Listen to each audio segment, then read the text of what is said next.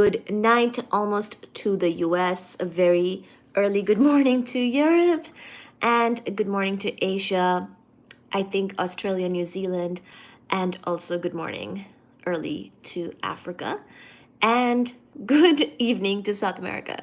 Um, we are live. Welcome, welcome, welcome to the live. Thank you for being here. If you're joining, as always, welcome, welcome. We will be covering Jovian planets. Finally, our dream is coming true. I know many of you have wanted, especially, to hear about Jupiter's moons, including but not limited, of course, to Europa, and we will start upon this particular topic today. So, we have been talking about the terrestrial planets in more detail over the course of the last few lives, including, of course, Venus, Mars, and in the last live, we covered Mercury. I almost said Mars, but we actually talked about the Earth and its moon. Of course, our moon we touched upon, and there are some kitty cats with their zoomies happening as well right now, so you might hear that in the background. Let me actually show you. Where is Baji? I know Suji Mama is here somewhere, and I think Fuji is having zoomies right now. So there is that. But yes, indeed, Fuji. Indeed, we talked about. Oh, Fuji has brought me his nightly gift. Come, Fuji. Hi, Fuji. Thank you. Thank you, Fuji. So I have to accept the gift. Let me show you. So here's the blue gift. Here's the kitty cats. Hi, Suji Mama. Hi. Oh, there is Baji. Hi, Baji. Hello. There's Baji, Fuji, and Suji. All right, everybody. Thank you. Thank you for joining. Welcome, welcome.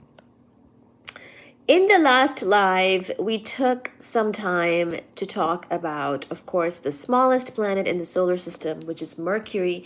We saw that it had very small mass, smaller than our moon, and we saw a number of rather interesting features of the planet, and we also got into Venus, but we had already covered Venus and Mars in a previous nightly live.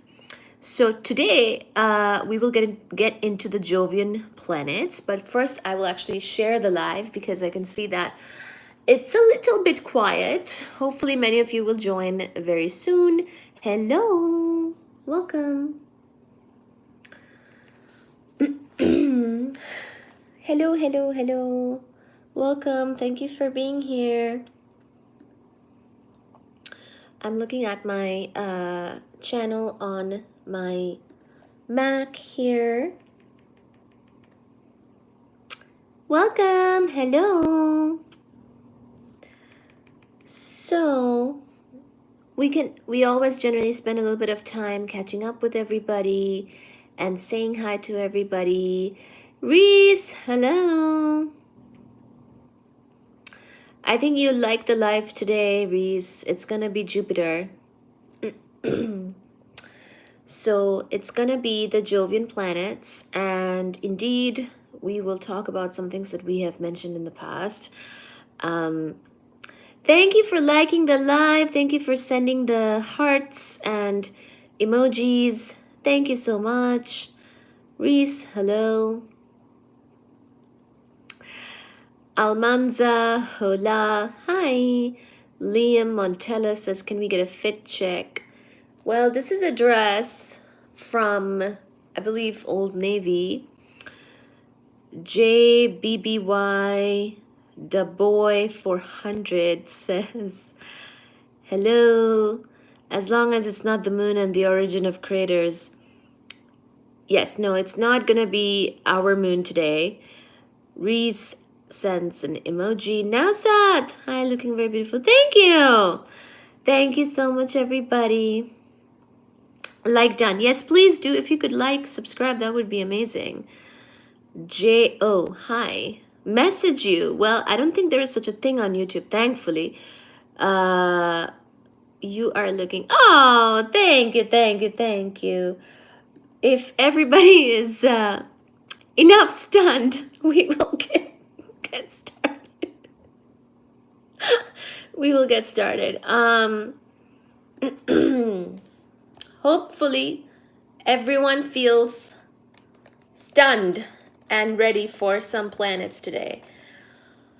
What is this about? Just rolled in. So, thank you. Tribe of Reality. Hello. Latrell Trill Beats Richards. You are looking black today. Yes, I am wearing a black dress. Thank you. So, this is going to be about planets. Thank you. It's going to be about the planets we covered the terrestrial planets already. Today we will cover the Jovian planets, that is the Jupiter-like planets. So when we said terrestrial planets earlier, we meant the rocky planets, the metallic planets, like Earth has rock. Mercury, we found, has an enormous metallic core.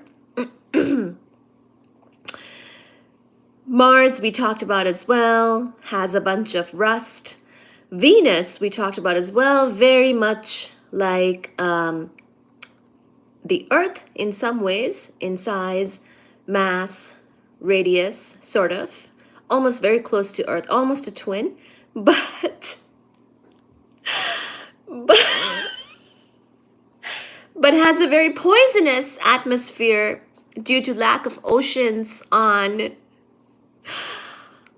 Venus, which could have absorbed the carbon dioxide, which could have then trapped it in limestone upon making calcium carbonate when carbon dioxide reacts with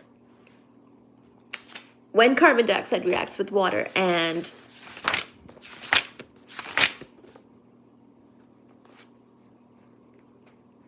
makes H plus and HCO3 minus. I wanted to make sure I got that right. So yes. Reese, thank you so much. Look at Reese, he's moderating. What is your name? So the channel name is Baji the Handsome Cat. We also have kitty cats here that I show, and I am their mother. So Baji's mom is my name. You look like a star up in the sky. Well, thank you. Latrell says, what about J1407b? Talk about mass. So what's up with the moon? Why don't it spin?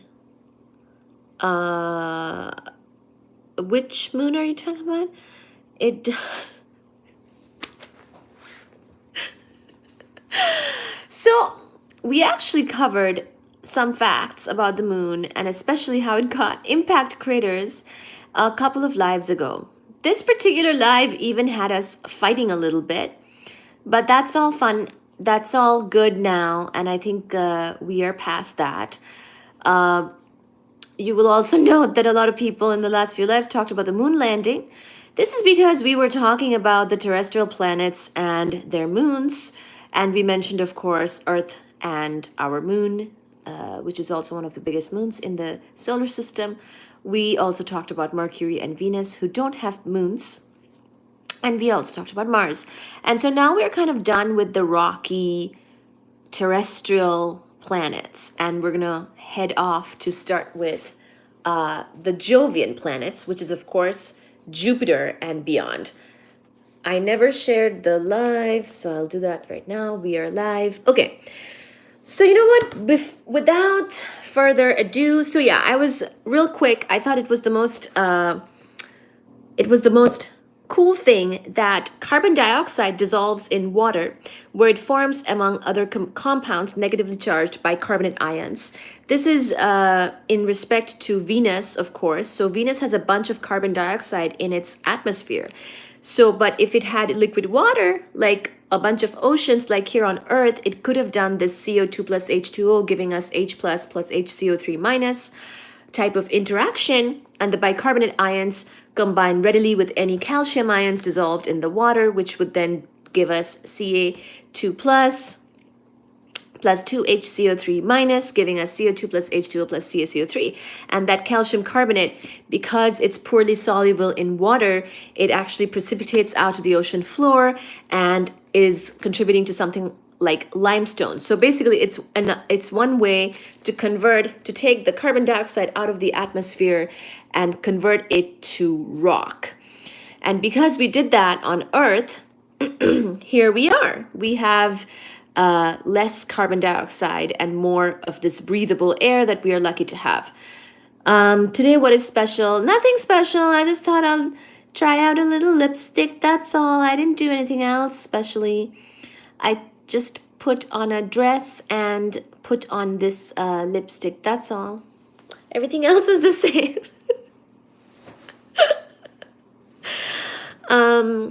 Hello. Hello, Rodolfo. Hello, Nausad. Hello, Tribe of Reality. Hello, Space Cowboy. Hello, Latrell. Hello, Reese, of course. Thank you so much for coming. Hello, Steven. Hello, Crazy Paul. Hello, Nausad. Okay, so I think I've said hello to pretty much everybody. Stones Avengers. Okay, I don't know what that is, but okay. So by the way, we have been, of course, referencing this book. This is called Foundations of Astrophysics by Barbara Ryden and Bradley M. Peterson. We have been using this book a lot. It has a lot of really good astronomy lessons. It is used as the textbook for astronomy majors. I believe it's for undergrads, but I may be wrong. It may also be used for part of the grad program in astronomy departments in university. So that's what we're referencing. And these authors, thankfully, I actually know them because I also worked with them. And I got this book for free. So thank you to the authors, Barbara and Bradley. And they were also, I was a TA in the department of astronomy at one point. So I had to have this book. So there we go. So now that we have said all these things, we will go to the Jovian planets. Now, sometimes I do these lives with just my voice and showing the kitty cats, but a TA is a teaching assistant ship. So sometimes in graduate school, when you're doing your PhD, you might have, there's a couple different ways of getting paid. Like, so if your tuition could be awarded as part of a sort of a scholarship, and then you might get paid a stipend, either by doing a teaching assistantship or a research assistantship. So that's what a TA is. So when, say, if you're not getting paid out of research grants because you're still sort of a more junior grad student, you might have to do a teaching assistantship. Sometimes you could be a senior grad student and simply there could be something off with the research grants and you might have to do a teaching assistantship again. So I gained a lot of teaching experience by doing all of this in academia, which was nice because taught a lot of people, a lot of students, a lot of diversity of people and backgrounds. I did teacher's assistant my senior year in high school. It was interesting. Oh, yes. So I think throughout academia, pretty much even in undergrad, in college, in grad school, you might end up with something like that, some sort of arrangement like that, where you get basically a teaching assistantship as part of is part of your gig, basically. But it's incredibly common, especially in the grad programs.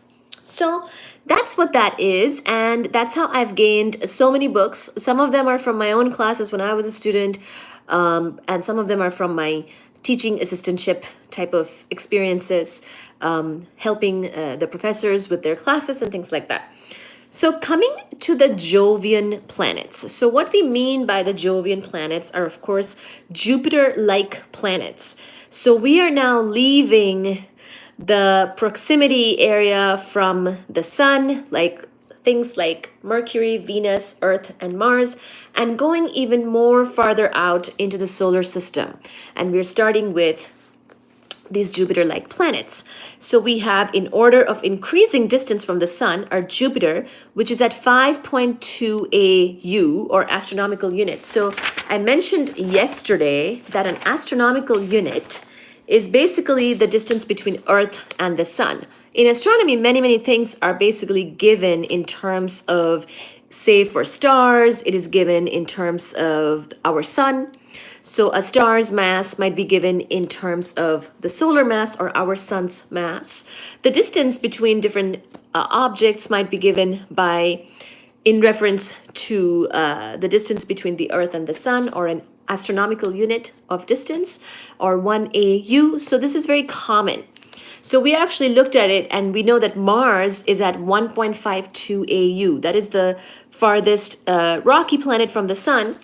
And as you can see, there's there's a big gap without any planets.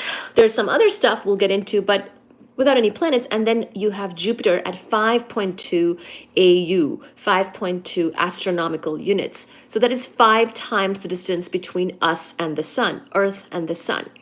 So everything is kind of given in these other units that are hopefully kind of relatable. So you might hear something like the mass of the Earth, m Earth, or mass of the sun, m Sun. Stars masses might be sometimes given in terms of the m Sun. Planet masses might be sometimes given in terms of m Earth. And distances are often given in terms of this astronomical unit, or AU, 1 AU being the distance between Earth and Sun. Okay? Asteroid belt. Yes. Hi, Griffin. Hi, Crazy Paul. Okay, so then we have Jupiter at 5.2 AU, Saturn at 9.6 AU, and Uranus at 19.2 AU, Neptune at 30 AU. These are 30 AU, 30 astronomical units. So that is really far away from the sun. Very far. Neptune is very far. In order of decreasing mass, so from biggest mass to smallest mass, we have Jupiter at 318 m Earth. That is 318 times the mass of the Earth. 318 times bigger in mass than the Earth is Jupiter, the largest planet in our solar system. Then we have Saturn at 95 m Earth, Neptune at 17.1 m Earth, and Uranus at 14.5 m Earth. That could be. That very well could be. And then did I say Uranus at 14.5 m Earth? There are many properties that the Jovian planets have in common. They're all massive bodies that formed far from the young sun, where the temperatures were low enough to allow condensation of volatile ices as well as refractory rocks and metals. So we actually talked about condensation, I think it was a few lives ago, where we basically talked about the formation of our solar system. I believe the asteroid belt was once a failed planet. That very well could be. Yeah. You're a science teacher. Thank you. Activated. Yay. So we talked about how our solar system was probably this massive, giant gas cloud that started to condensate. And of course, we actually looked at a picture of it too. Of course, the biggest sort of thing is the sun, and then the planets also started to form as a result of certain condensation. And depending on what things condensate, condensate,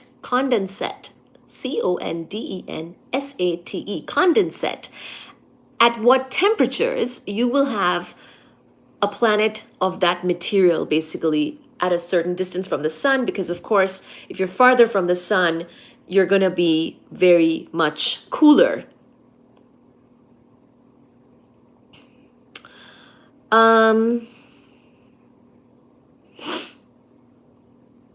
Saturn is a squared. What do you mean by squared? Gas giant, not fully round like Jupiter.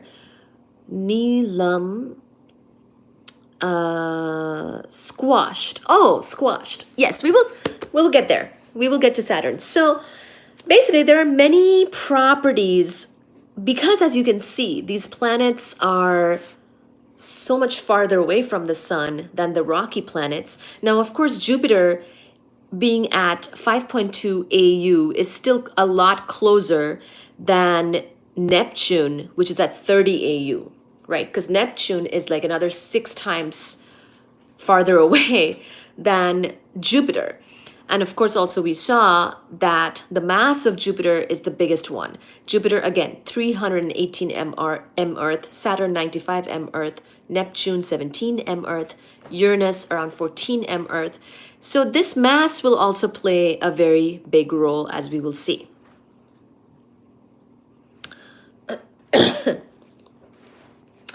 There are many properties that the Jovian planets have in common. They're all massive bodies, so much, much bigger. That's one thing. That formed far from the young sun, far from the young sun. So when the sun had also recently formed, where the temperatures were low enough to allow condensation of volatile ices, as well as refractory rocks and metals. So these materials condensate at a lower temperature than some other materials, as we saw, which make up our terrestrial planets. The Jovian planets all have strong magnetic fields since they are rapid rotators and contain large amounts of electrically conducting fluids in their interiors. So this is another big one. They're all rapid rotators. So this is, compare this to what we learned about with, for example, the terrestrial planets. Some of them are very slow rotators, such as Venus, I believe, was the slowest rotator.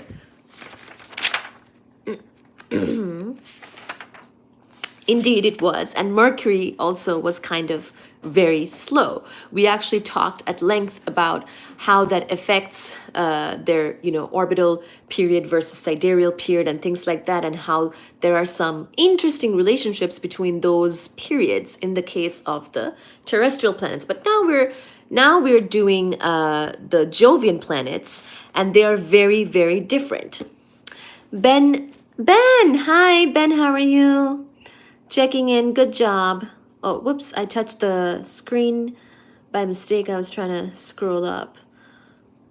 Venkata, hi Venkata. Imagine if you're in a large ocean where Saturn is floating around.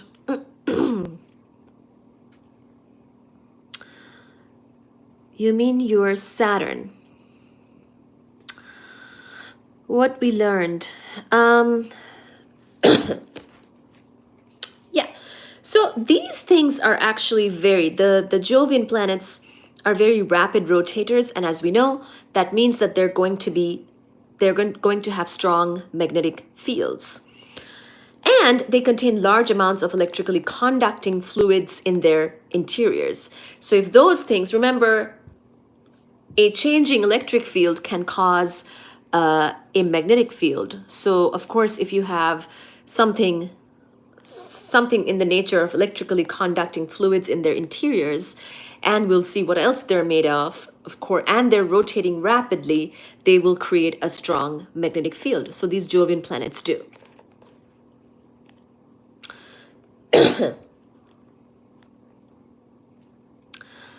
Oh, where are you from? Jamaica. Good job, Reese.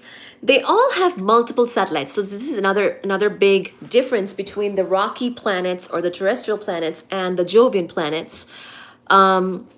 The rocky planets, some of them don't even have moons, such as Mercury and Venus.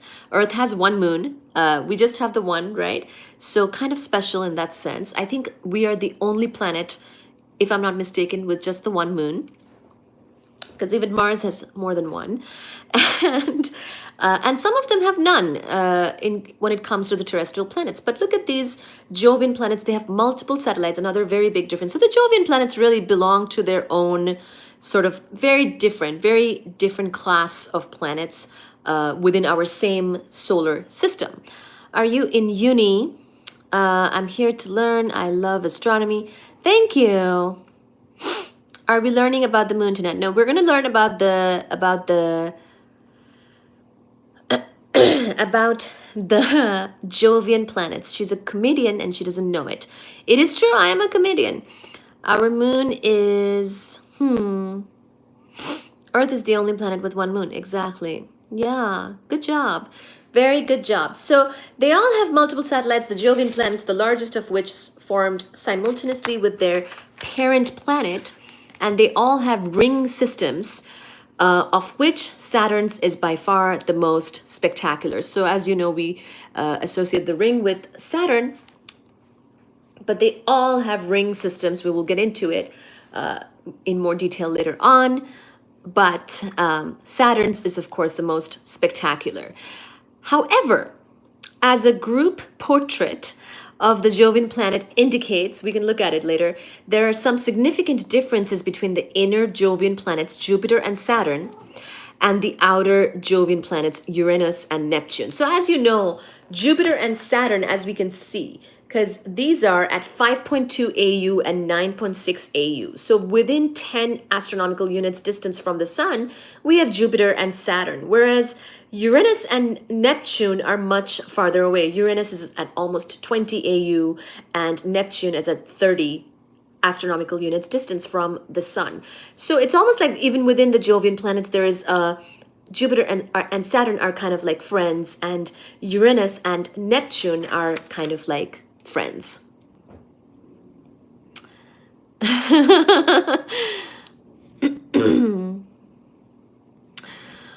So Jupiter and Saturn are large in both mass and radius. So the masses are over 95 m Earth, or the mass of the Earth, and the radii are around 10 Earth radius, our Earth. Compared to the relatively petite Uranus and Neptune, with mass less than 18 m Earth and radius around 4 our Earth, or radius of the Earth. Their colors at visible wavelengths. So remember, you can see light, you can have light in different wavelengths, visible and otherwise. But so these planets' colors at visible wavelengths are also quite different. The blue-green color of Uranus and Neptune results from methane. The brown and gold colors seen in Jupiter and Saturn are the result of trace amounts of complex compounds in their clouds. So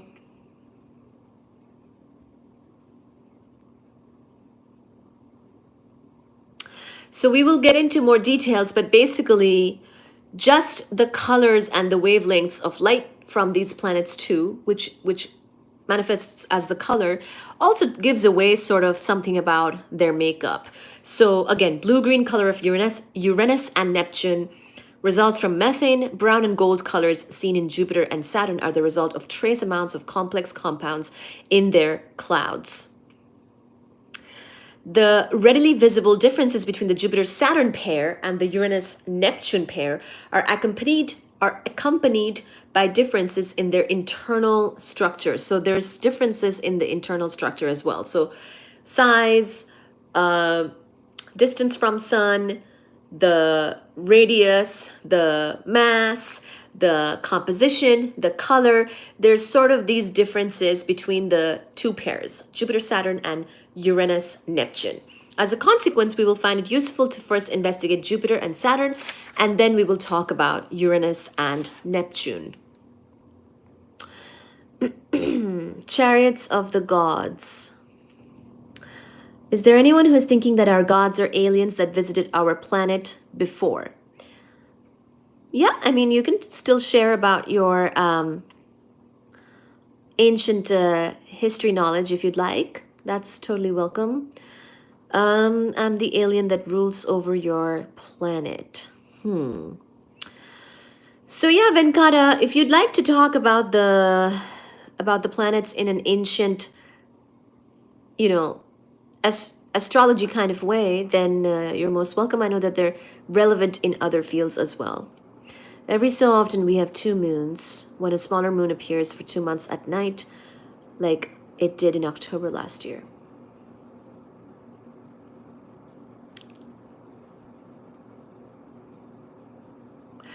So, so to recap, Jupiter and Saturn are kind of like a pair, and Uranus and Neptune are kind of like another pair. And these pairs are quite different from each other in mass, radius, distance from Sun, makeup, composition, all of that. So now we will get into a little bit about these particular planets. So one thing,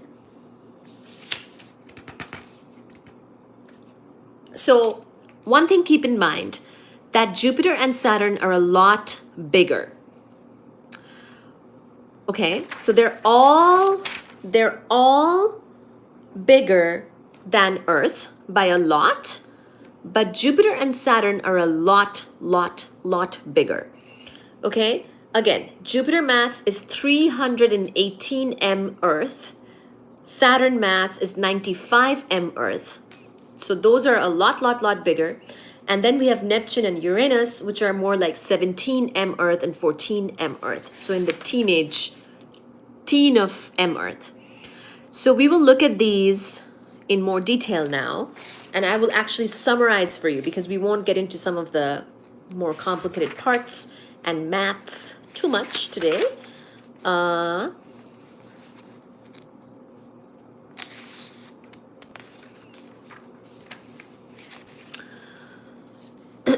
So that's in terms of radius, yes. In terms of radius, the radius of Jupiter and Saturn are around 10 Earth radii. But in terms of mass, it's an even more dramatic number.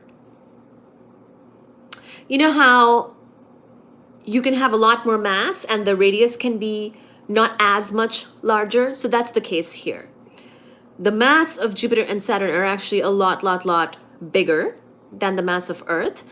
But the radius, as you said, is around 10 Earth radius. Because there's also, things can also compress under gravity.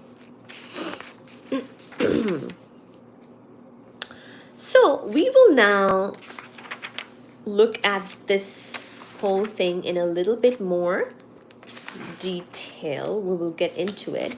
So we will talk about Jupiter and Saturn. Then we will talk about satellites of Jupiter and Saturn. These will be really interesting. So there is a lot of details about Jupiter and Saturn in terms of the objects, Jupiter and Saturn, because the environments of Jupiter and Saturn are going to be very interesting and different than the environments of Uranus and Neptune. Because as we know, Jupiter and Saturn, already we know that they have enormous masses. They're much bigger than anything else. And so their stuff that's going on, the pressure and all of that is going to be very different. And there's a lot of details about that in this chapter. So we will cover that sort of in a summarized way. And then we will talk about the satellites of Jupiter and Saturn. Again, those are also a very important topic. And then we will move on to Uranus and Neptune. Okay? So that's sort of the itinerary of today. Let me just, yes. So there's going to be a little bit of math in the section for Jupiter and Saturn because I want to tell you about the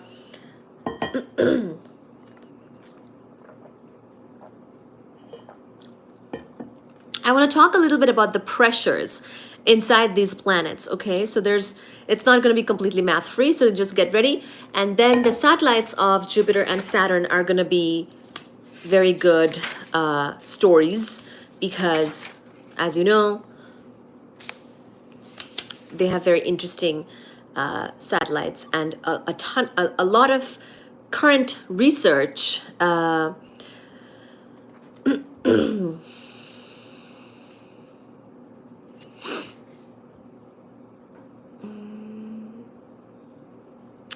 a lot of current research is ongoing on the satellites of these bigger planets, bigger Jovian planets. So that's why we will definitely take the time to cover these. Okay, so the Jovian planets, let me take another sip. You said,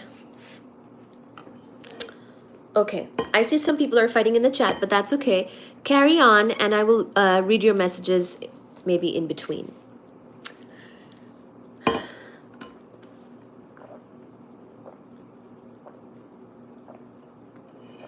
Thank you for being here. Thank you for joining the live.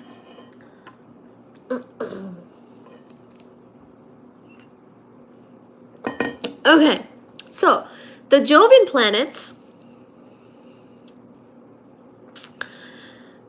like the terrestrial planets, have interiors that are in hydrostatic equilibrium.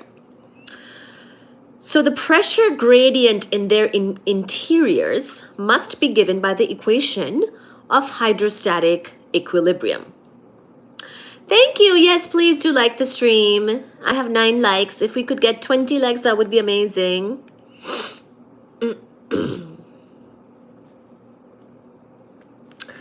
And let's not call each other any names in the live chat. We want everybody to be comfortable and mostly happy. Thank you for liking the live. Thank you for being here. Thank you for joining very much. So now we will talk about hydrostatic equilibrium. In the like, yes, I'm behaving. Oh, good. Stephen is always behaving. Usually Stephen is never a bad boy in this live. So what we mean by this hydrostatic equilibrium, we will talk about, and basically pressure gradient, right? So this is going to be change in pressure with respect to radius, right? So it's in the calculus way, this is dp dr. So if something changes as a function of time, you might say something like velocity is dx dt. So the position changing as a function of time. So if something changes as a function of time, again, we can take the derivative of position, such as dx dt, where x is position, that's velocity. In this case, we're going to look at pressure gradient, which is given by dp dr. So dp dr is going to be minus gmr rho over r squared, where mr is the mass inside the radius r. So that's what we're going to be considering. It could be some mass of Jupiter, some mass of Saturn. We're now considering this type of thing for both Jupiter and Saturn. And this mass is inside the radius of r. We can take a big old integral and get that mr is 4 pi.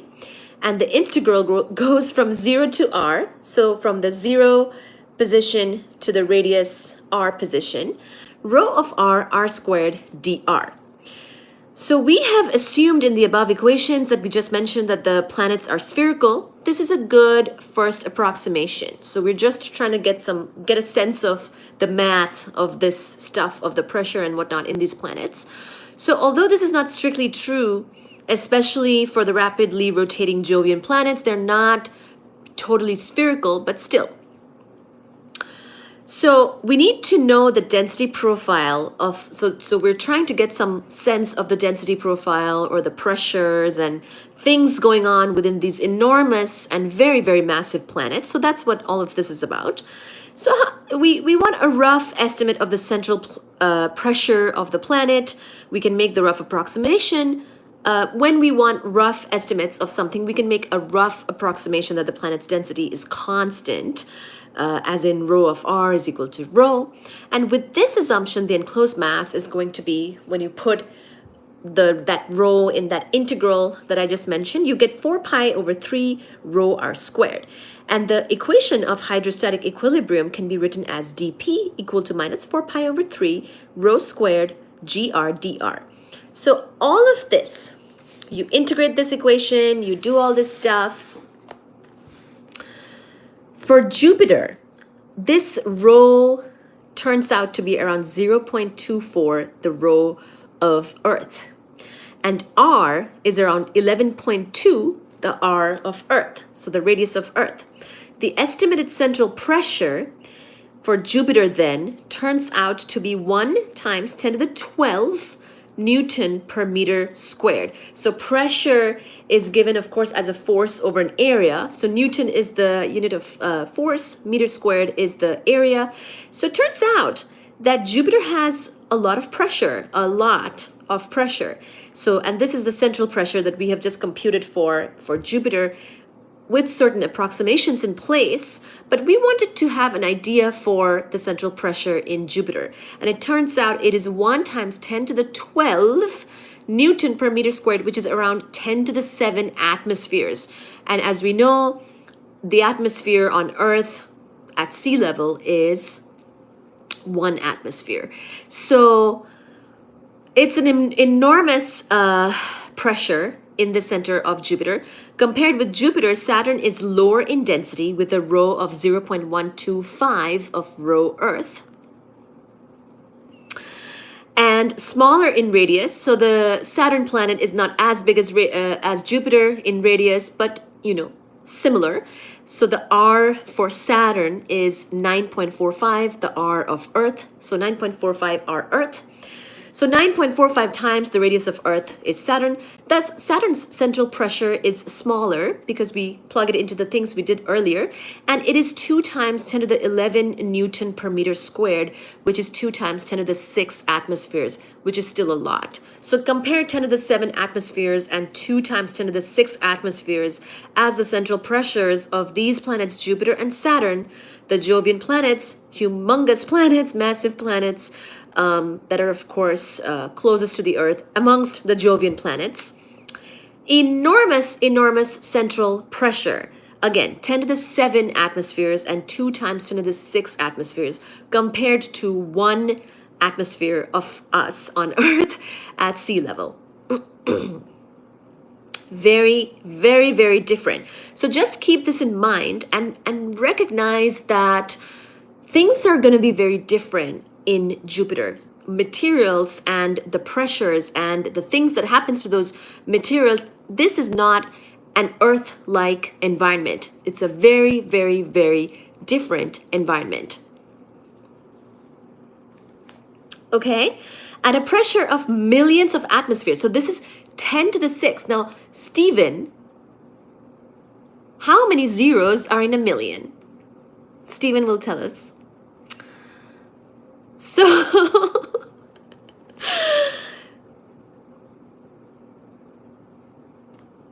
a million is 6 zeros, right? Good. Yes. Stephen is a good listener, so I'm going to ask Stephen the questions.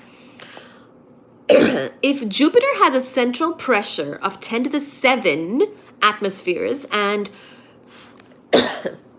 Saturn has a central pressure of 2 times 10 to the 6 atmosphere, that is basically millions of pressure or millions of atmospheres in pressure, right? So this is not, again, a normal kind of environment. What happens to different elements and different materials in this type of environment is going to be different, and there is a phase diagram here that I can show you in a bit. And basically, this phase diagram will tell you what will happen to which type of thing in Jupiter and Saturn. Basically, in this phase diagram, we have temperature on the y-axis in kelvins and pressure on the x-axis in megabars, another unit of pressure. So but the basic concept here is at a pressure of millions of atmospheres, hydrogen becomes a metal. A metallic substance is one in which a regular lattice-like structure of positive ions is surrounded by a cloud of delocalized electrons not bound to any particular atomic nucleus. So isn't that an interesting definition of a metal? Exactly, exactly. So basically, what is a metal, right? Like when we think about a metal, we might think of, oh, gold or silver or, iron. We have certain, we have a certain picture or a certain feeling in mind when we think about a metal. But actually, the definition of a metal is the following. Again, a metallic substance is one in which a regular lattice-like structure So there's a lattice of structure which is made up of positive ions, and they're basically surrounded by a cloud of delocalized electrons, where the electrons almost belong to this lattice and not bound to any particular atomic nucleus. Yes, the delocalized electrons, because remember, metals have to be good conductors of electricity, right? And what does that mean? Which means that electrons flow well, freely, goodly, whatever you want to say, within a metal. The delocalized electrons, called conduction electrons, are what give metals their characteristic properties, which is to, one of the biggest ones is, of course, to be conducting. So once again, a metallic substance is one in which a regular lattice-like structure of positive ions is surrounded by a cloud of delocalized electrons not bound to any particular atomic nucleus. The delocalized electrons, called conduction electrons, are what give metals their characteristic properties. Metals typically are reflective, are good conductors of heat, and are good conductors of electricity. So not just good conductors of electricity, metals are also good conductors of heat. It's like quicksilver and methane, a normal gas here on Earth. Venkata, you consult too much. Could you define a metal without conductivity? If you look at the moon, Titan there. So we will talk about the moons. Yes, we will talk about the moons in just a bit. So metals are because of the delocalized electrons, sometimes they're called conduction electrons. They're going to have that conductivity feature, Crazy Paul. So characteristic properties of a metal are therefore, because it's basically the positive ions forming the lattice-like structure, having the delocalized electrons not really bound to, atomic nucleus or neutral atoms, more like they're just there. So the electrons are therefore able to kind of float or flow more freely, giving it the property of having, being able to conduct electricity well. But they're typically reflective. They're typically good conductors of heat as well as good conductors of electricity.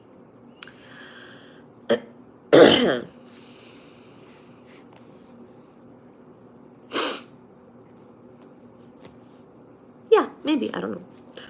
I'm just talking about the natural environments of Jupiter and Saturn. Both Jupiter and Saturn have high enough interior pressures to have layers of liquid metallic hydrogen. However, Jupiter, with its higher central pressure, has a much greater amount. So basically, both of them are huge interior pressure, but Jupiter does have more. But they're able to have layers of liquid metallic hydrogen at the center. However, because Jupiter has more central pressure, it has even more. So again, layers of liquid metallic hydrogen. How interesting.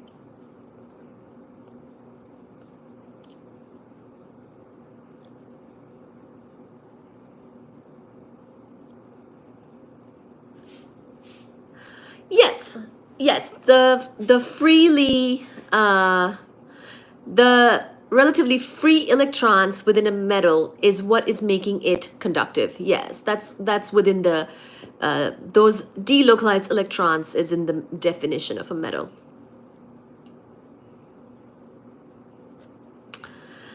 So I can show you the radial structure of all 4 Jovian planets here as well.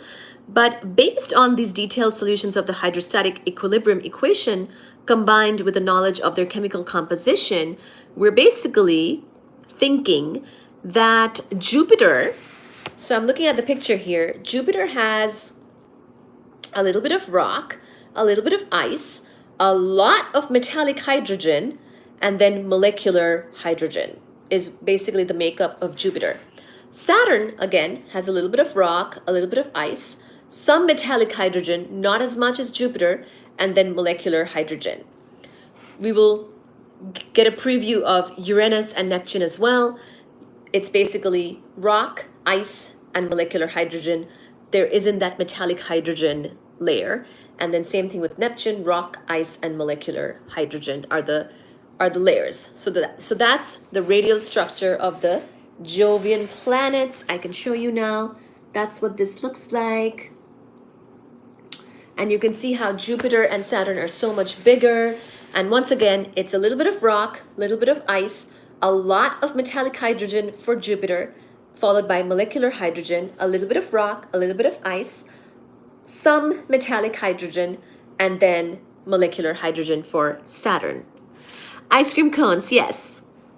Exactly. Exactly.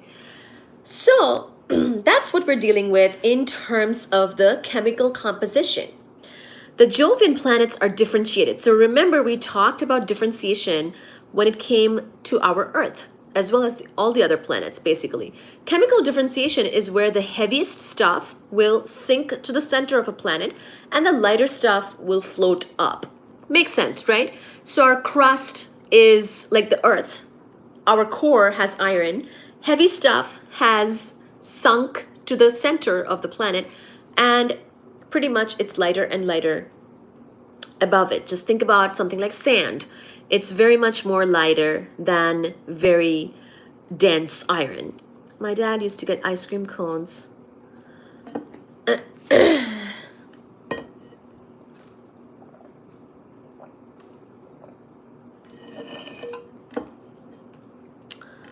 Oh my gosh.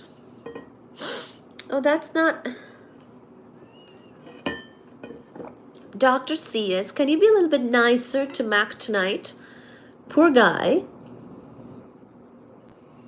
Oh my gosh.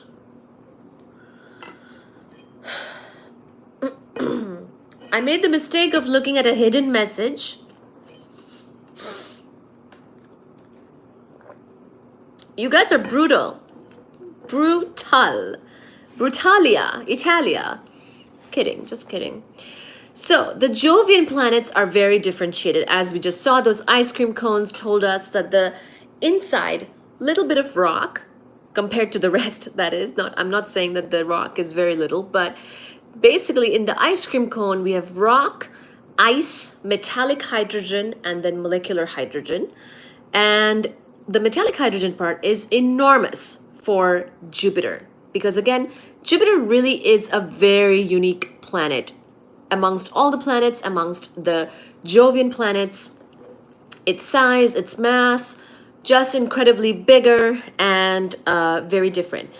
Central pressure, therefore very different. The Jovian planets are differentiated with a low density layer of hydrogen and helium on top of a medium density layer of ices, which is, by the way, ice here is not just water ice, but also ammonia and methane. So the ices we speak of with these Jovian planets, yes, exactly. Ooh, so the ice cream cone thing was actually true. So it is ice. There is ice in the ice cream cone.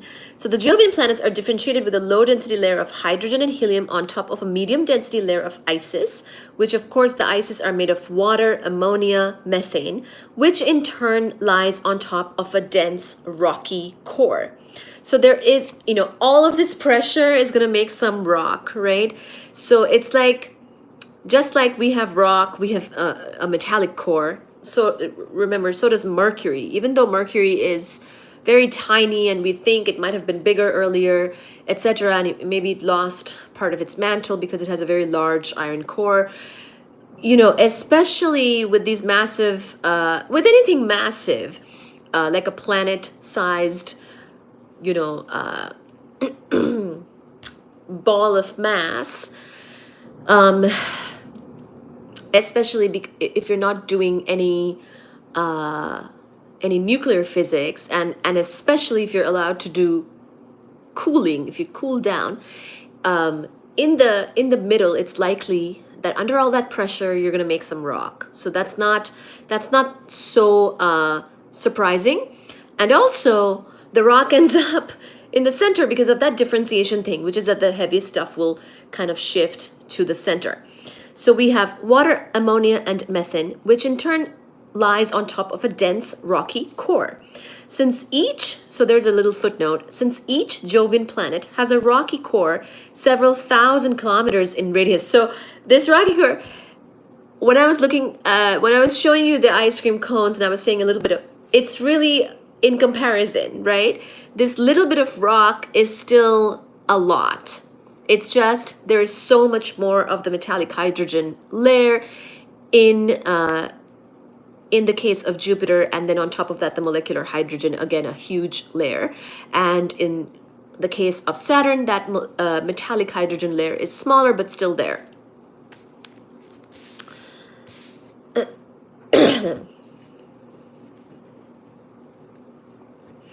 So since each Jovian planet has a rocky core several thousand kilometers in radius, we might say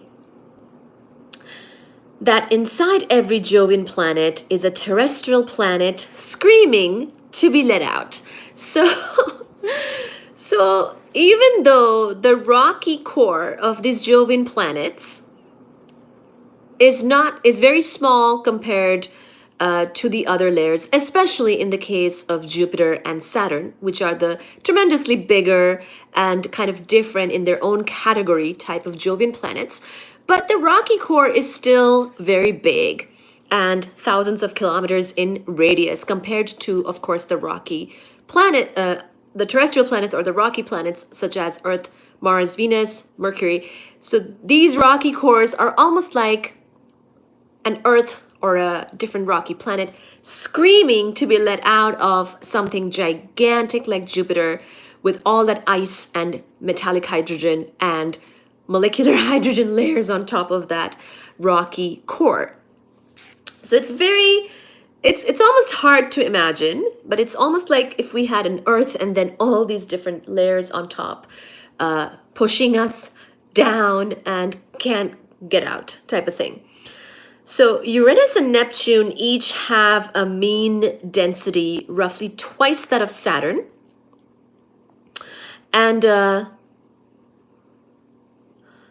so let me see that. Uranus and Neptune each have a mean density roughly twice that of Saturn and a radius roughly half that of Saturn. Thus, we expect the central pressure of Uranus and Neptune to be comparable to that of Saturn. So these are estimates, but basically Uranus and Neptune, again, each have a mean density roughly twice that of Saturn and a radius roughly half that of Saturn. Thus, we expect the central pressure of Uranus and Neptune from the math of that earlier page we were on to be comparable to that of Saturn. However, the hydrogen-rich outer layers of Uranus and Neptune are relatively thin. So those molecular hydrogen layers on top of the ice cream cone are much smaller for Uranus and Neptune. Even at their base, the pressure is not high enough for the hydrogen to take its metallic form. So because they're smaller and there's not as much of that pressure that we found to be the case with Jupiter and Saturn, they don't really have that metallic hydrogen layer in the case of Uranus and Neptune. Jupiter and Saturn radiate more energy than they absorb in the form of sunlight. Oh my gosh, wow. Isn't that so interesting? Yeah, somebody said that Jupiter is kind of like another sun. Well, here you go. Jupiter and Saturn radiate more energy than they absorb in the form of sunlight. For example, the rate at which Jupiter absorbs energy from sunlight is 3.8 times 10 to the 17 watts. There's an equation, I will skip that for now, but keep this number in mind. It's 3.8 times 10 to the 17 watts. However, observations at infrared We will talk about it. However, observations at infrared wavelengths reveal that Jupiter radiates energy at twice this rate. Obviously, Jupiter must have an additional source of energy. So, what is that? Any guesses what it could be? Yeah, Stephen said earlier that Jupiter is considered a failed sun. We will see why,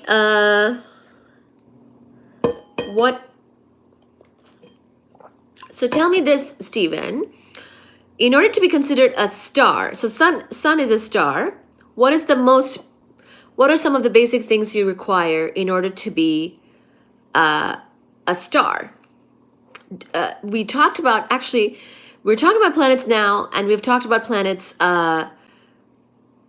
for a few lives, but before that, remember, we talked a lot about the stars. So what are the basic things that a star has to do in order to be considered a star? A star has to be like you. Oh, thank you. Hello, I am Batman. I'm not even that smart. Thank you. So a star, and the clue is, by the way, we talked about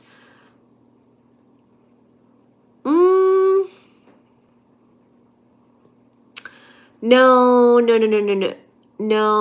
So no, it's not as difficult. It's actually simple, Stephen. So remember, so what is our sun doing? And also remember, when a star dies, a stellar remnant is one of three things: white dwarf, neutron star, black hole. And remember what happens to make a star die? What happens? There will be an explosion, correct? I'm Batman said explosion. Yes. When a star is dying, it explodes. Sometimes that is called a supernova, or even a hypernova if it's a very big supernova. But why will it runs out of, yes, it runs out of nuclear power. So basically, exactly. So it doesn't have to be hydrogen, because if it can burn other things, then it can do that as well for stars that are burning other things to make even more heavier elements. But yes, absolutely. So a star is gonna die due to a collapse, which leads to an explosion, which may be called a supernova. So those are the details of a star's death. But the main reason why a star will die is when it runs out of nuclear power. If it's not burning things to make other heavier elements, because it's supported by, those interactions are supported by nuclear physics, if it stops doing that enough, then it collapses under its own gravitation, and that collapse basically leads to these massive explosions, and you might get a supernova, and the star will die. And the stellar remnant, of course, depending on the star's mass, could either be a white dwarf or a neutron star or a black hole, which are all examples of dead stars, or the death remnant of a star. Its own gravity will kill the stars. Exactly. Its own gravity will kill the stars. So that means for something to be considered a star, like our sun, if you're calling something a failed sun, that is star-like, right? But what does our sun do? Why didn't we call Jupiter a star, right? What does our sun do particularly that it's a sun, or it's considered a star, which maybe Jupiter doesn't do? We will see what Jupiter does. But the most important thing that the sun does is, of course, it's burning. It's converting hydrogen to helium. It's doing a bunch of nuclear physics, and that's how it is burning, and it is radiating, and all this energy is coming out of the sun, and that's how we're alive. We get heat and light from the sun because of its nuclear power, because it converts hydrogen to helium. It is burning hydrogen and making helium. So if our sun stops doing that, and yes, that's true. We will get into that. If our sun stops doing that because it runs out of that power, then we will actually be in trouble. So now we'll read about what Jupiter does, because Jupiter is also very interesting.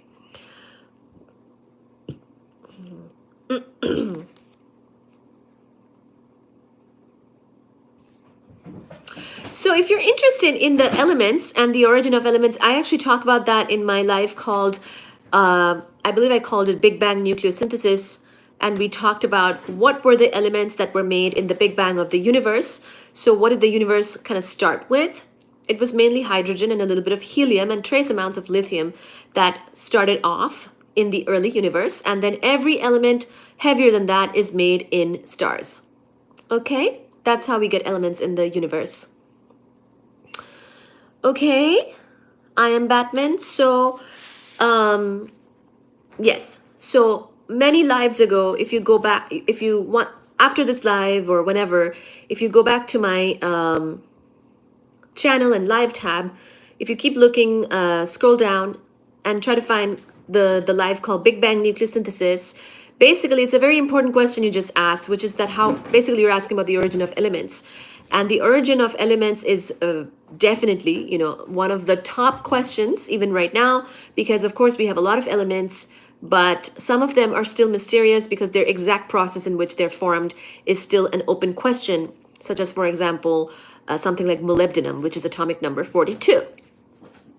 But we do know from cosmology, which is also a topic that I've covered on this channel, that when the universe was formed from the Big Bang and in the early universe, so soon after the Big Bang, we actually mainly just had hydrogen, which is, by the way, the most abundant element in the universe is still hydrogen.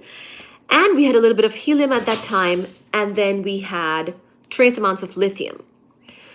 So we didn't have enough helium. So by the way, all of the heavier elements can come from basically taking the lighter elements and doing nuclear physics things with them to make the heavier elements. Because the heavier elements, it just means the nucleus is getting heavier and heavier. To make a unique element, you would have to have a different number of protons in the nucleus, right? So it all has to do with nuclear physics. Right? So,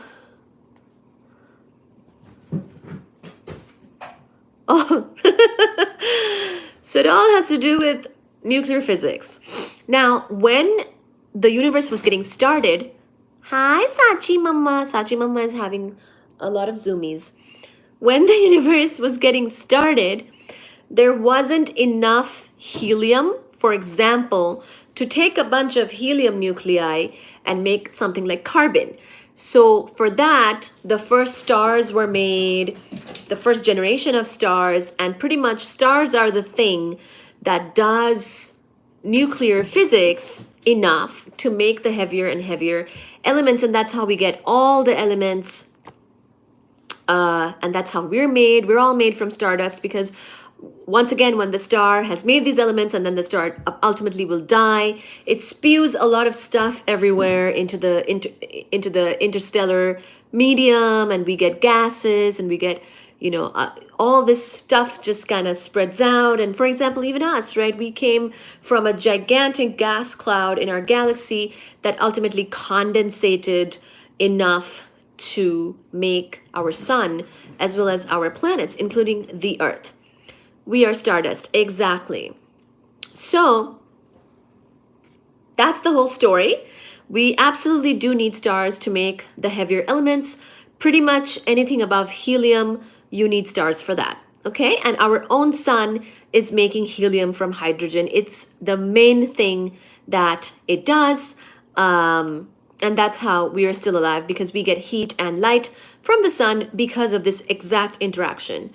And this nuclear physics step that it's constantly doing now for a while. About time you start saying.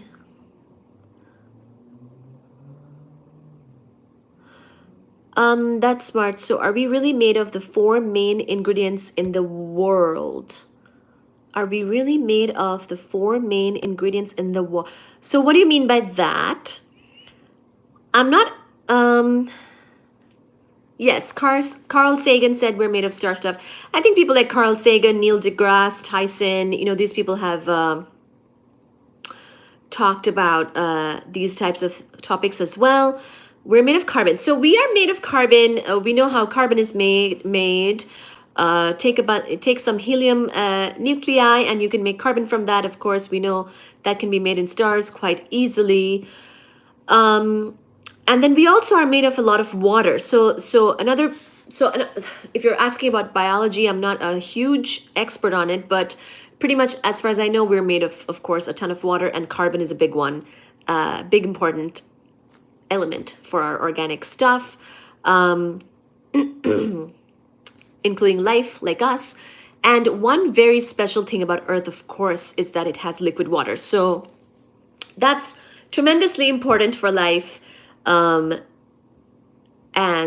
liquid water is, of course, just H2O. You need hydrogen and oxygen for that. And there's ways to make oxygen and carbon pretty easily in stars. But we should thank the stars and the fact that they died in order to make us.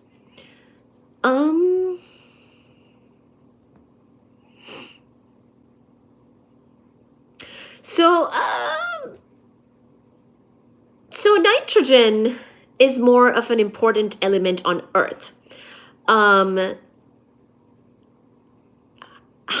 If you're considering the universe, so our Earth is a very tiny part of the universe. If you're considering the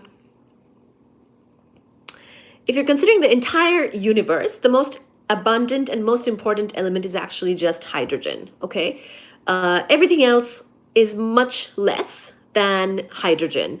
So in the overall universe, the most abundant element is hydrogen. Earth does have these other things that you're talking about. Of course, silicon is a big one on Earth as well, nitrogen, So Earth is very special.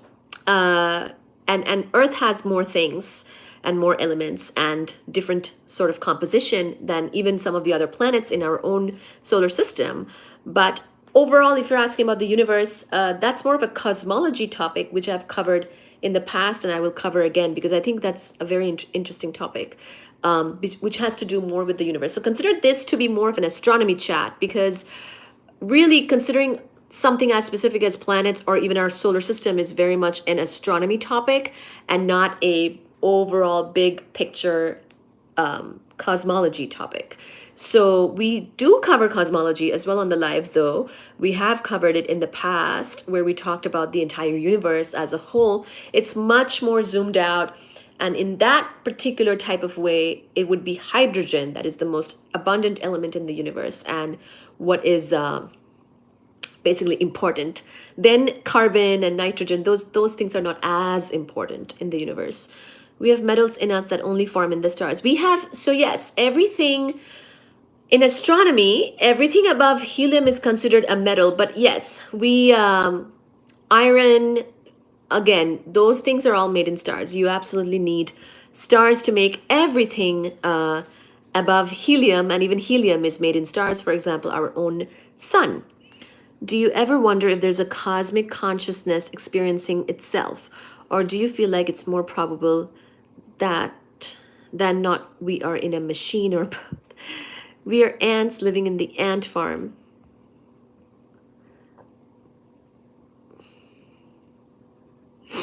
Oh, thanks for clarifying. So I was mistaken.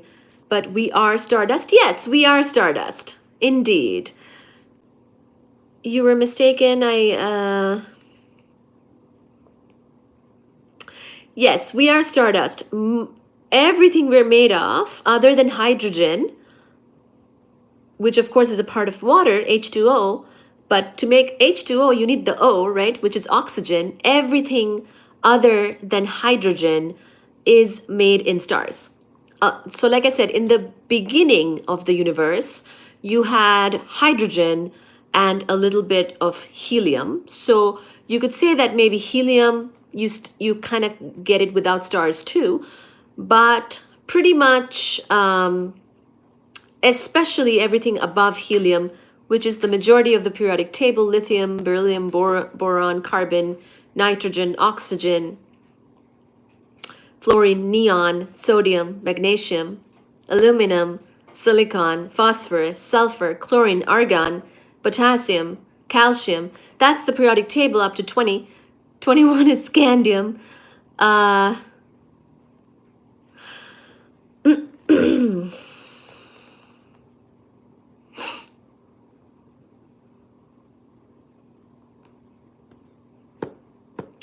all the elements above hydrogen and helium, especially above helium, are made in stars, every single one of them.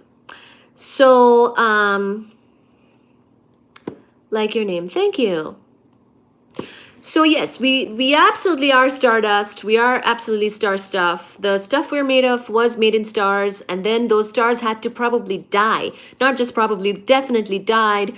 And basically you'll see when we talked about supernova and stars dying. If you another live I will point you to, if you're interested, is the, I believe there's a, sometimes I'll name the lives something random and not specific, but I think I do have a live called Stellar Remnants. If you go into my live tab and look at the scroll down, and in the stellar remnants live, we talked about stars dying and exploding and making a supernova.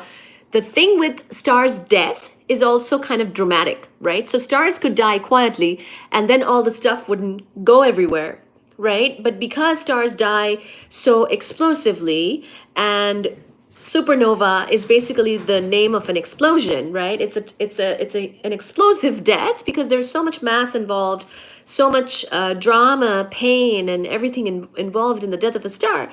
As it collapses under gravity, there could be shocks happening within that material and explosions and all that. That actually leads, and there's also stellar winds. There's ways for that material to kind of get off of the star and be carried away with all this energy and momentum. And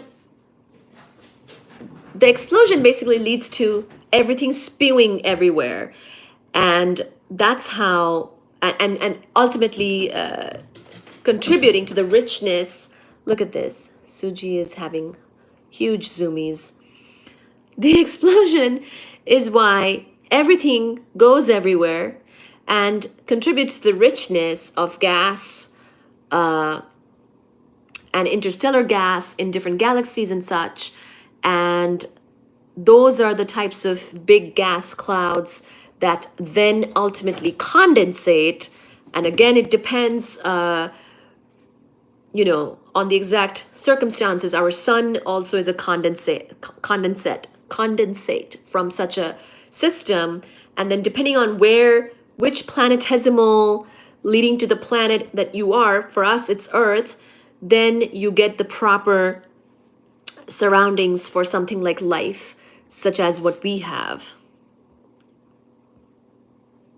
Yes, so indeed this is a miracle that we are here. We should be very thankful. Thank you, universe, for giving us the opportunity to be here on Earth and be alive, and also be on this live. Thank you so much. Welcome, welcome. So God, space is beautiful. Yes, made of stardust sounds way better than made of the... Yes, well, we're not made of dead bodies of stars. We are made of star dust, I would say, because it's the star stuff going everywhere. And star dead bodies are more the stellar remnants, which is the remnant or the part that's left behind where the star was. So that's more of the star dead body, which is either the white dwarf or the neutron star or the black hole. So we're not... Actually, we might be a little bit made of the star dead bodies too, but that's another whole discussion. Gosh, both Batman. Okay, do you know what Annie Frank? What? Okay. Do you think consciousness can be an inherent property of energy?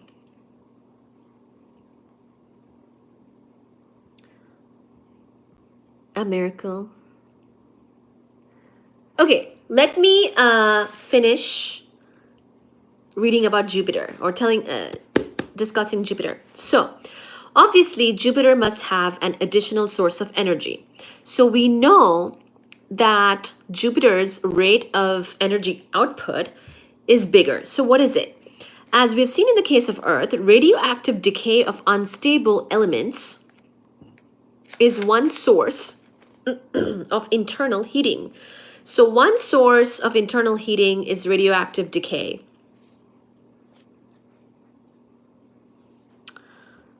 I think it's just Reese here. Yeah. It's okay, Reese. Let them be. I mean, we can just chill because I know it's a lot of work to constantly be modding. So, as we've seen in the case of Earth, radioactive decay. So we actually did not cover this part yet. But basically, radioactive decay of unstable elements is one source of internal heating. That makes sense. However, the rate at which the Earth is heated by radioactive decay is only 2 times 10 to the 13 watts, a factor of 5,000 lower than the rate 10 to the 17 watts at which it absorbs solar energy. Doro is on travel, so he said he will not be here. Ooh, you missed Doro. He said he will not be here. But I support that people bother him.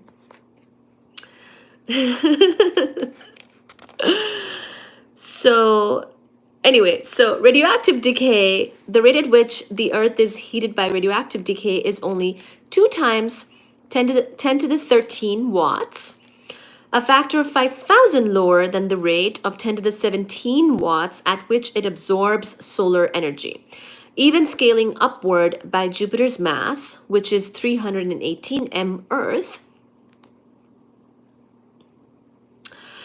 and ignoring the fact that Jupiter is relatively low in heavy, unstable nuclei, radioactivity falls short of explaining the total energy radiated by Jupiter. So the first thought was that it could be radioactivity. Maybe there is unstable things that are decaying and producing energy within Jupiter, but we did some thought about that. In Jupiter and Saturn as well, heat is generated by the global contraction of the planet. Again, let's make the simplifying assumption that a planet has constant mass density of rho bar. Consider a spherical shell centered on the planet's center with radius small r and thickness dr. The gravitational potential energy of the mass shell is du equal to minus g mr over r dm, where mr we saw is 4 pi over 3 r squared rho bar, is the mass enclosed within the shell. So we were kind of doing this to compute the central pressure a bit ago. And dm is 4 pi r squared rho bar dr. That's the mass of the shell itself. Thus the potential energy of the shell can be written in the form of du equal to minus 3g all brackets 4 pi rho bar over 3 squared r to the 4 dr. So there's some relation basically with all of the gravitation stuff and this potential energy. The potential energy of a planet with radius r is obtained by integrating over all the shells from r equal to 0 to r equal to big R, which is the big radius of the planet. So you basically get U, which is the potential energy now, because we know what du is because of that shell. Now we're going to integrate over all the shells, and eventually we get minus 3 over 5 big G m squared over r. By decreasing the radius r of the planet while keeping its mass constant, because you could, we can decrease the gravitational potential energy u by du dt. So now we're taking a derivative of this potential energy with respect to time as a function of time. Then you get basically m would be constant. The big R is constant, but maybe the part that you're changing with time, that part can be taken, you could take a derivative of that. So you would get 3/5 gm squared over r squared comes out, and then dr dt. So basically we're trying to solve for the contraction rate of the planet. We know the mass, the radius, we can take integrals to get the potential energy, and then ultimately we want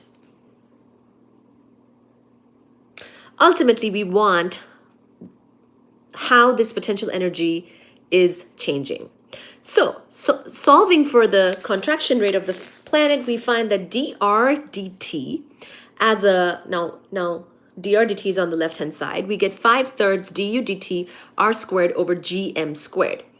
If Jupiter's excess radiation, so it's almost like we do all this math and then we compare Jupiter with the other planets, knowing that its mass is so much different than the others. So if Jupiter's excess radiation is around 4 times 10 to the 17 watts, comes from gravitational potential energy, then Jupiter must be contracting at the rate of, plugging it all in, around minus 1.6 times 10 to the negative 11 meters per second, which is around minus 500 kilometers per gigayear. So let me say that again. So it's minus, because it's a contraction, 1.6 times 10 to the negative 11 meters per second, or minus 500 kilometers per gigayear. Because the meters per second is it's a very small number in meters per second. So if you consider it in kilometers per gigayear, then it's a little bit better. So during the lifetime of the solar system, which is around 4.6 gigayears, Jupiter need only have contracted by around delta R of around 2,300 kilometers. So not a whole lot.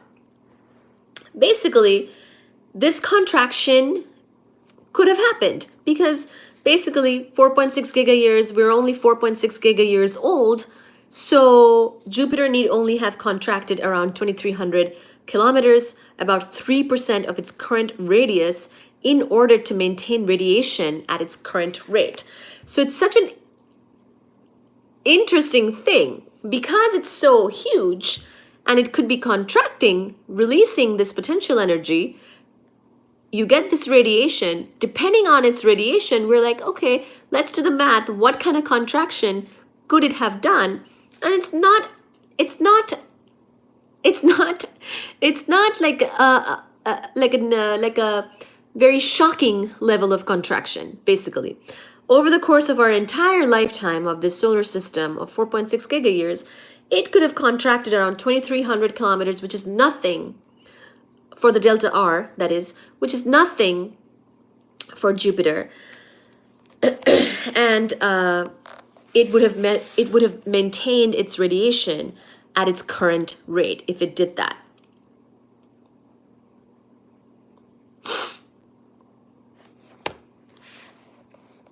Yes, we think so. So it's probably a combination of this contraction, and also it could be there could be the radioactive decay. But we think that the radioactive decay is probably not contributing to most of it.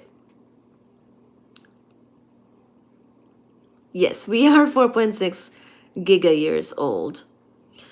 The appearance of Jupiter and Saturn depends on the temperature and the resulting chemistry at the highest levels in their atmosphere. So basically, the first thought that we had, so yeah, I'll just recap. The first thought that we had was, is it a bunch of radioactive decay that's happening?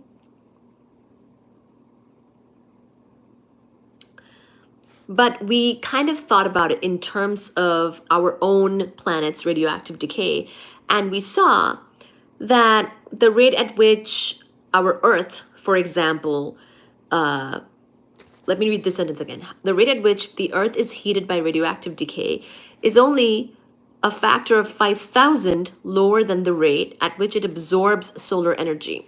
So the fact that Jupiter was emitting energy,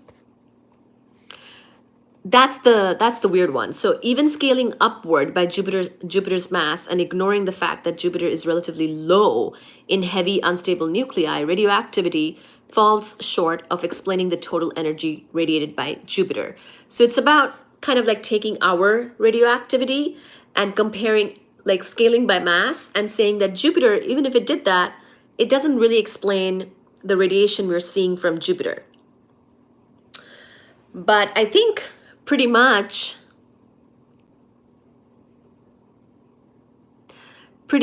it's a thought that it very well could be doing a global contraction. So in Jupiter and Saturn as well, heat is generated by the global contraction of the planet. And then we did all this math to get the potential energy stuff going. And we saw that it's actually not crazy to think that it could have been contracting a little bit. And even from that contraction, because of these planets' enormous mass involved, you would actually get that potential energy release in terms of the contraction, releasing all that radiation. So now we will think about, now we're going over to the appearance of Jupiter and Saturn. Yay! I get drunk on physics.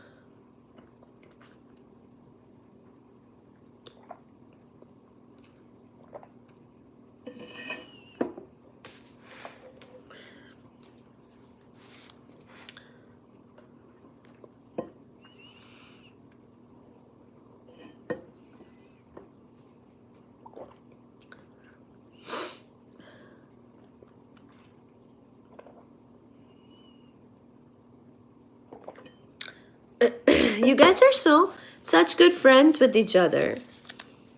I love it.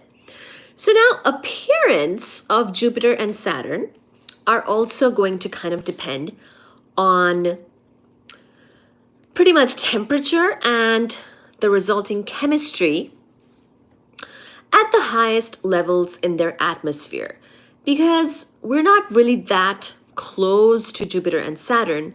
So these types of things like temperature and chemistry is what's really giving us their appearance. So the rapid rotation of Jupiter and Saturn stretches clouds into bands that run parallel to the equator. Good night. So if you were wondering why there's these bands, well, there is the rapid, crazy rapid rotation of Jupiter and Saturn stretches clouds into bands that run parallel to their equators. The banded structure is most clearly seen in the case of Jupiter. So I'll show you the picture in just a second. However, Saturn shows bands. Oh, they're prettier well, they're kind of pretty with Jupiter too. Saturn shows bands parallel to its equator as well. So there's these bands on the planet because of the rotation. So we're going to show you the picture of Jupiter and Saturn with the ring of Saturn removed, because the Saturn ring is a distraction at this time. We will talk about the ring later. In the case of Jupiter, the visible clouds are primarily in 3 layers that are around 75 kilometers deep.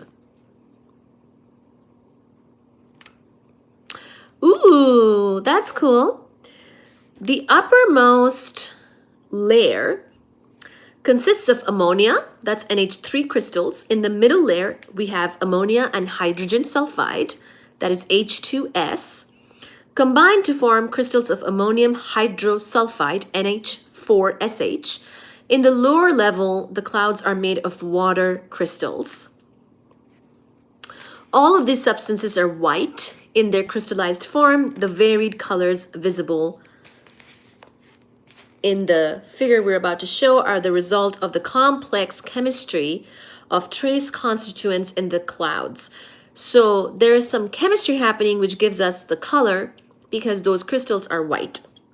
In the case of Saturn, which is less than a third the mass of Jupiter, so Saturn is a lot smaller than Jupiter, but still pretty massive. Again, the Saturn mass is 95 m Earth, whereas Jupiter is 318 m Earth. So in the case of Saturn, which is less than a third the mass of Jupiter, the lower gravity spreads the 3 cloud layers over a greater range in radius, about 300 kilometers. So it's spread out a bit more. The increased optical depth of the cloud layers makes the lower layers appear somewhat hazy, and accounts for the more muted colors of Saturn when compared to Jupiter. So Uranus is 14.5 m Earth.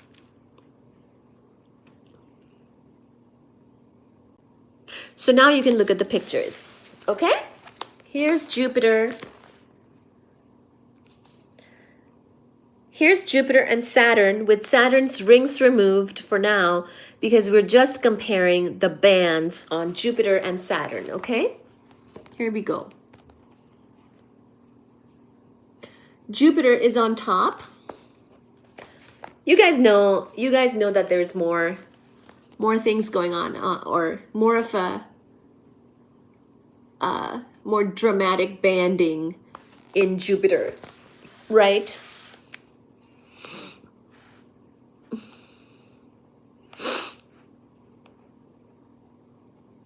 Yeah, color printing is more costly. I think that they were trying to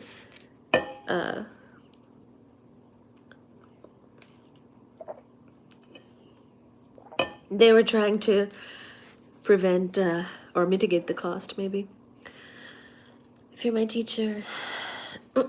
So, Jupiter has more mass. It's rapidly rotating. Has more gravity, and so its banding is more dramatic. Saturn kind of spreads it out over 300 kilometers. The upper atmosphere of Jupiter is divided into zones and belts. So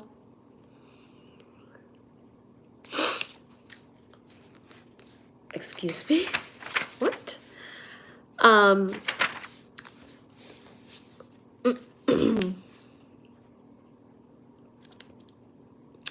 Ooh, also, can you guys please subscribe and like and share? Please like, share, subscribe, and yeah, it would be great to have more likes today.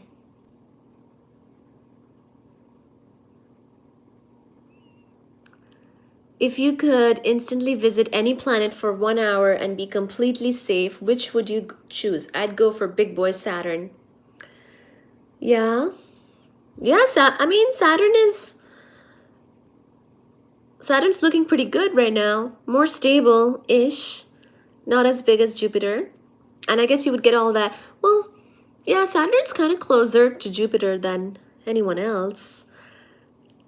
So the upper atmosphere of Jupiter is divided into zones and belts. The zones are the lighter colored bands that we just saw.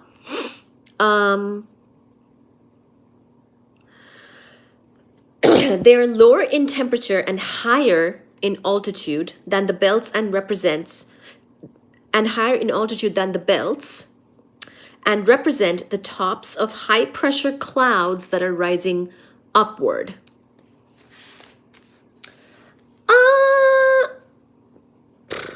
I don't know. I don't know about the Saturn thing. Maybe. I think so. Shani, Shanivar. Yeah, I think it is. In Sanskrit, Saturday is Shani, and that is also the planet Saturn, I believe. So, yes, I think so, but I don't know exactly. More of an history question, maybe. So, maybe we will see that here.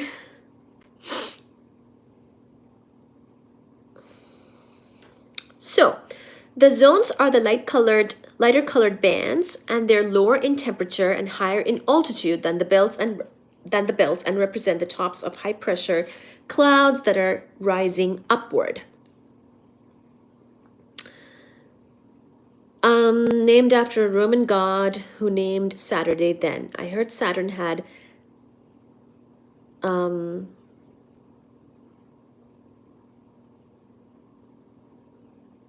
okay. The red spot. So I think now we can get to the red spot that Stephen has been so patiently waiting for.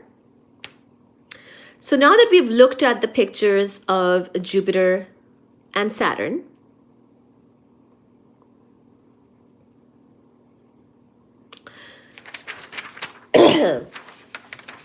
now that we've looked at the pictures of Jupiter and Saturn and we see all the banding, zones, belts, all that, basically now we talk about the red spot. So the red spot is a high pressure system in Jupiter's southern hemisphere.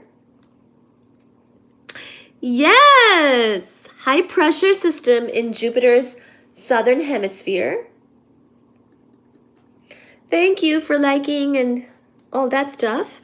As air flows away from the center of the spot, it is deflected to the left by the Coriolis effect because, of course, it's rapidly rotating like crazy. As a result, the great red spot rotates counterclockwise. The great red spot was first recorded by astronomers on Earth in the mid-17th century. Yes! Careful observations of cloud motions reveal that the Jovian planets rotate differentially. For instance, Jupiter has a rotation period that is shorter at the equator than at the poles by approximately 1%.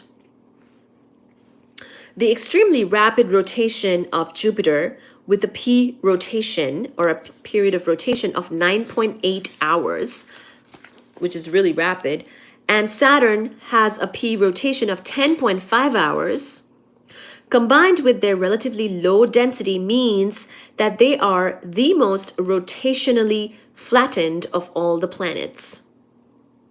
Oh, the polar diameter of Jupiter is 6.5% shorter than its equatorial diameter. They're getting flattened by their rotation. For Saturn, the polar diameter is a whopping 10% shorter than its equatorial diameter.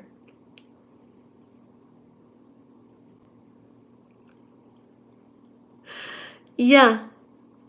By comparison, the polar flattening of the stiffer, more slowly spinning Earth is only 0.3%. So we have polar flattening too, but we're stiffer, we're more slowly spinning, 24 hours, right? Long enough. The polar flattening is only 0.3%. So all this crazy rotation, etc., of course, gives it very strong magnetic fields as well.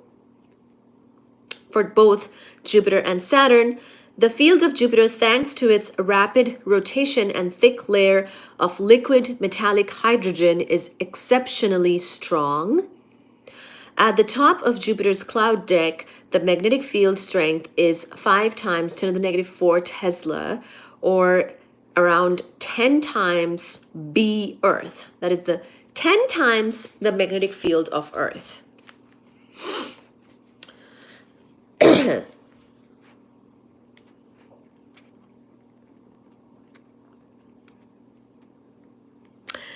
Yes, 10 times the magnetic field of Earth is what is the magnetic field on Jupiter.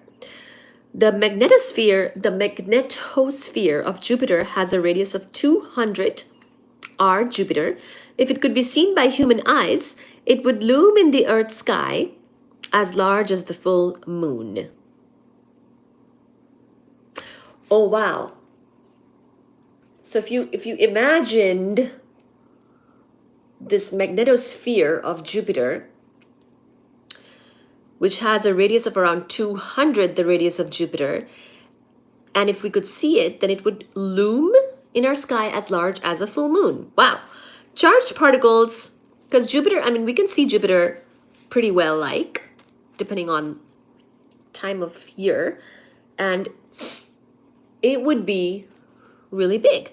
Charged particles released by eruptions on Jupiter's volcanic, I'm gonna make sure my nose is, charged particles released by eruptions on Jupiter's volcanic satellite Io, this is one of the satellites or moons of Jupiter, are trapped by Jupiter's magnetic field into a torus around Jupiter. So we will talk about it more, but basically say you have something going on a moon of Jupiter, like a volcano on its moon. Well, the charged particles are going to get trapped by the magnetic field of Jupiter because it's such a strong magnetic field. So that also affects things and changes things around Jupiter. Big visible moon, yeah. This torus of charged particles is a strong source of radio emission. So as we know, charged particles, when they're trapped, remember we talked about how black holes can sometimes accrete material from a nearby star or something like that. And all those accreting, falling particles can be a source of radio emission, radio waves, basically.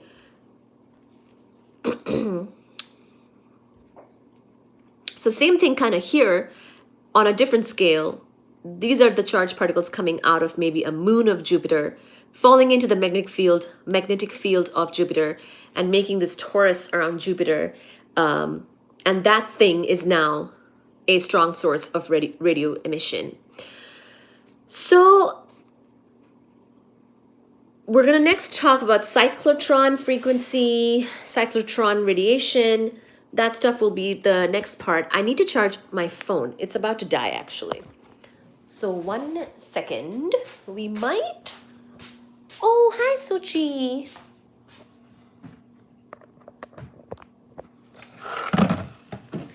We might save the cyclotron radiation for next time. And keep chatting in general at this time. But I think we made good progress on Jupiter today. Just want to make sure it is actually charging. Yes. Hello. There is. Do you see Suji? Yeah. Hi, Suji. Okay. Io is the innermost big visible moon of Jupiter. Steven Spears says, need to go to sleep. Where's Baji? Baji! Sachi! When I'm calling Baji, Sachi's the one who's responding. I think she wants attention. Good night, Steven. So the next part that we're about to cover for Jupiter is going to be the cyclotron radiation. So because Jupiter has an insanely strong magnetic field because of its rapid rotation, etc., we will actually see how that affects certain things. And so electrons in a magnetic field of strength B will spiral in a helix with radius equal to the Larmor radius. So who can say what this type of phenomena is called? And that will be the next topic. And also, who can say what is the radiation produced by relativistic electrons in a magnetic field? What is that called?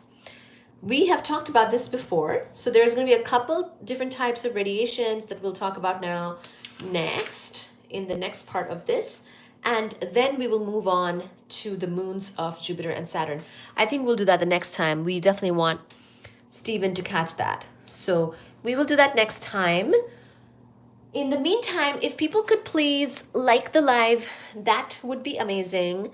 That we could get a few more likes, and certainly we will continue to talk about the moons of Jupiter and Saturn, as well as what the magnetic field of Jupiter does. Ooh, and also what we'll do is I will rotate and let you see the book that we're using.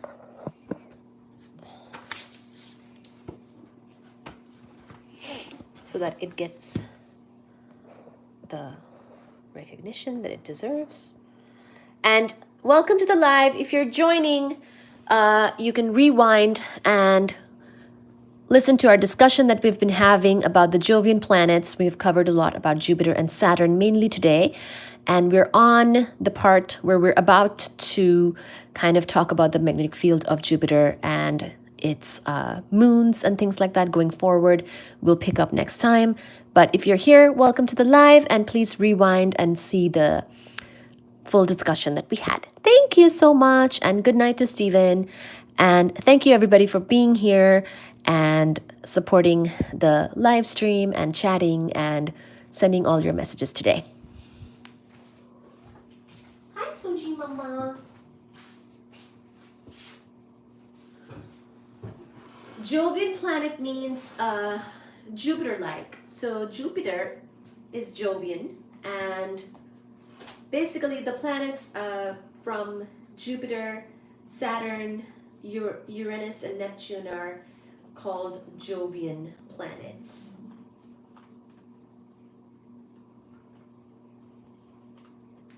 Okay. Thank you. Good night.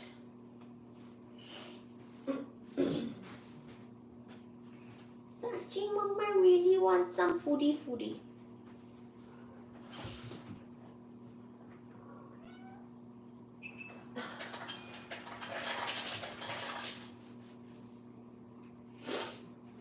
Thank you, everybody.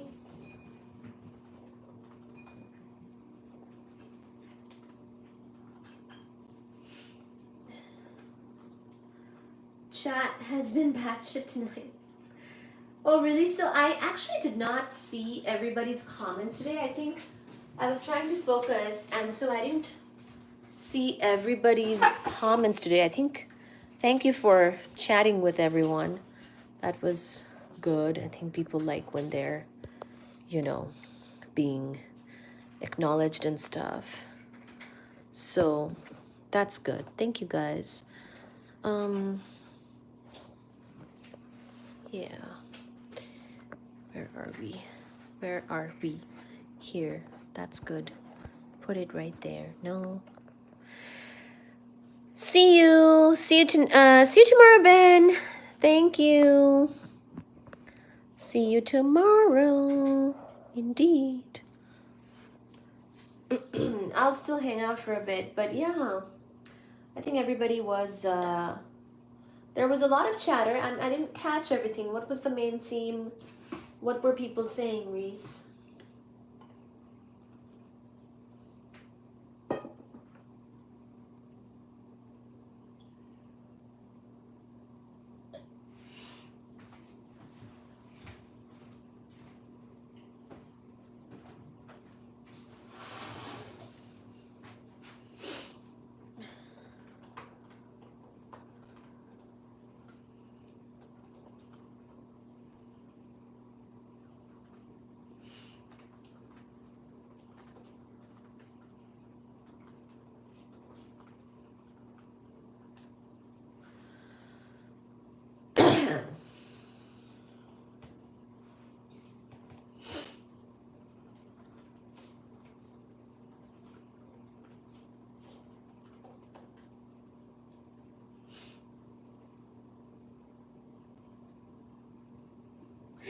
Yes, That's what I figured, that they were kind of arguing a lot today. Yes, your arguments were on topic, for sure. Sort of on topic indeed. So like those are helpful because it keeps the chat sort of coherent. But today there was arguing about just like random things, like anything and everything, right?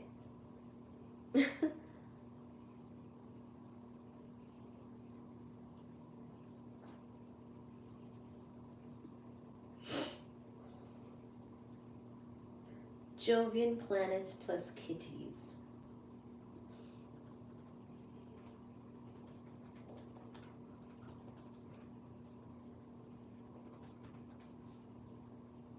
Yeah. Got any plans for tomorrow? Just usual stuff, work and this and let's see. I want to go to the gym tomorrow